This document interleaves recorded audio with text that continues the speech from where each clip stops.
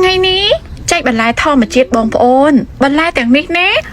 100%ធម្មជាតិណាបងប្អូនដាំដោយស្នាដៃលោកប្តីនេះខ្ញុំជារិសួរលពុកអ្នកម្ដាយលពូអ្នកមីងបងប្អូនកូនជាទីស្រឡាញ់ម្សិលមួយថ្ងៃ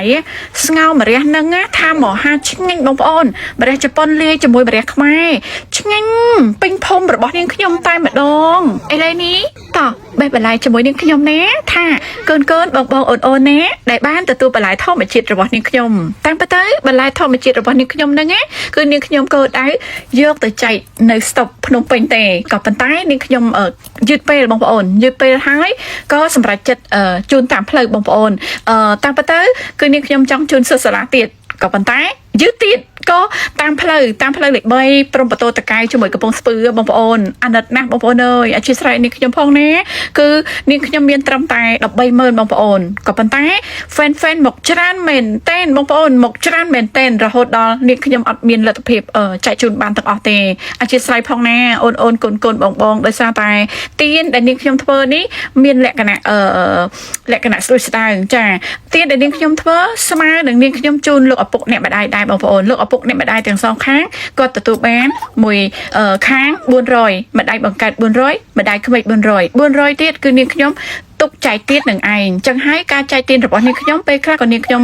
បានបង្ហាញពេលខ្លះក៏នាងខ្ញុំមិនបានបង្ហាញដែរបងប្អូនការបង្ហាញនេះទោះបីជាក្នុងមួយនាក់ 5,000 ទទួលបានបន្លែមួយកញ្ចប់ឬក៏ 10,000 ទទួលបានបន្លែមួយកញ្ចប់ហ្នឹងនាងខ្ញុំដឹងតែគេពេលជ្រាយក៏ប៉ុន្តែនាងខ្ញុំនៅតែថតបង្ហាញគឺដើម្បីអ្វីគឺដើម្បីចាឲ្យបងប្អូនចំនួនក្រោយកូនអូនហ្នឹងចេះចែករំលែកគ្នាគ្រាន់បើជាងឆ្លោះគ្នាតាមពិតទៅសង្គមជាតិយើងមួយនេះបងប្អូនបើសម្បូរទៅដោយមនុស្សដែលមានធនធានមិនថាធំក្តីតូចតាចដូចនេះខ្ញុំអញ្ចឹងបើនាំគ្នាចេះសាងអំពើល្អចាចេះលក្ខណៈដូចថាបន្ទន់ចិត្តចាចេះលក្ខណៈមេត្តាដល់គេចាចេះលក្ខណៈមិនឈ្នាននេះគេ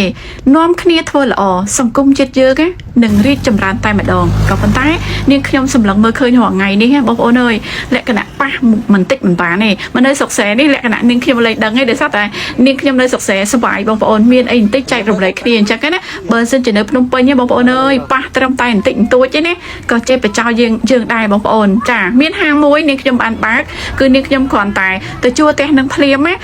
មកប្រាប់នាងខ្ញុំតែម្ដងខាងស្ដាំថាពេលបើកហាមចតម៉ូតូឡាននៅមុខផ្ទះគាត់នៅពេលដែលនាងខ្ញុំរៀបចំបើកហើយខាងឆ្វេងសម្រាប់នាងខ្ញុំដាក់នៅក្នុងធុងសម្រាប់មុខផ្ទះសម្រាប់អ្នកឯងស្អុយយកចោលទៅហើយ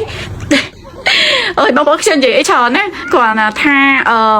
នាំគ្នាសាំងល្អបងប្អូនសាំងល្អទី1ល្អនឹងមកដល់គ្រួសារយើងទី2ល្អនឹងមកដល់ប្រទេសជាតិយើងតែម្ដងបើសិនជាប្រទេសជាតិយើងសម្បូរដោយបុគ្គលល្អពិតប្រាកដហេ